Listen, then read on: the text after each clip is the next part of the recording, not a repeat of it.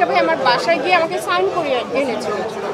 আমি 2-3 দিন পরে চিন্তা করলাম যে না, আমার মনে হয় আমার স্বতন্ত্র করা উচিত। এবার আমি বিপুল ভোটে জয়যুক্ত হবে ইনশাল্লাহ। আমি একটু দ্বন্দ্বের মধ্যে যেতে চাই না, ওই যে মুখ কালোটা আমার পছন্দ হয় না। আমি নিরপেক্ষ থাকি, আমার জন্য দোয়া করবেন। আমি আশাবাদী আমার ভাই বোনরা আমাকে ভোট দিয়ে জয়যুক্ত করবে। আমি অনেক বেশি আশাবাদী, কারণ এর আগে আমি একটা ইলেকশনে একটা প্যানেল থেকে আমি একাই পাশ করেছিলাম। তো আমার সেই আত্মবিশ্বাস আছে, সেই আত্মবিশ্বাস থেকে আমি কনফিডেন্সলি বলছি যে এবার আমি বিপুল ভোটে জয়যুক্ত হবে ইনশাল্লাহ। আমার ভাই বোন আমাকে সে ভালোবাসে। এই গরমের মধ্যে মানুষের উপস্থিতি, আইন শৃঙ্খলা উপস্থিতি, সাংবাদিক সহ ব্যাপক একটা সত্যি কথা বলতে আমার নিজেরই ক্লান্ত লাগছে। আমি সারা রাত জার্নি করে এসেছি। আমার একটা প্রোগ্রাম ছিল ঝিনাইদহে, আমি আসতে অনেক লেট করেছি। অনেক ভোটাররা ভোট দিয়ে দিয়েছে। আমি নিজের ভোটটা দিয়ে এখন মাত্র ভোট চাওয়ার জন্য দাঁড়িয়েছি। আমার জন্য দোয়া করবেন। প্যানেলের বাইরে যেহেতু স্বতন্ত্র সেই ব্যাপারে কিছু জানেন কিনা? আমি সেই পয়লা বৈশাখ থেকে বাইরে আজকে আমি এসেছি। আমি যে একজন প্রার্থী, আমি ভোট চাওয়ার জন্য আমি আসতে পারিনি, কারণ আমি আগে আমার কাজটাকে মূল্যায়ন করেছি।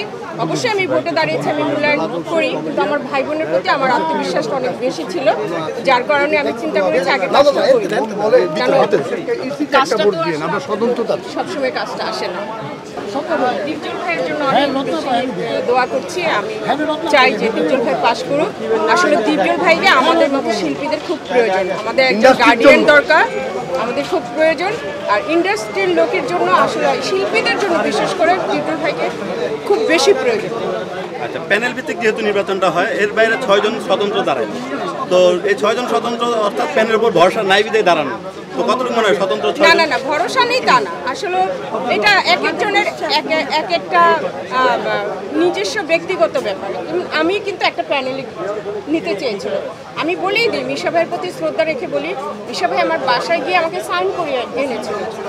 আমি 2-3 দিন পরে চিন্তা করলাম যে না, আমার মনে হয় আমার স্বতন্ত্র করা উচিত। যেন আমি মিশা ভাইকে আমি সরি বললাম যে মিশা ভাই কিছু মনে করবেন না, আমার বাসায় পর্যন্ত এসে আমার বাচ্চাদেরকে সে আপ্যায়ন করেছে, মানে অনেক ভালোবাসা দিয়েছে। আর তারপরে আমি আপনাকে এই কথাটা বলছি, আমি দুঃখিত ভাই, আমি স্বতন্ত্র করি যেহেতু, মানে আমি একটু দ্বন্দ্বের মধ্যে যেতে চাই না, ওই যে মুখ কালোটা আমার পছন্দ হয় না।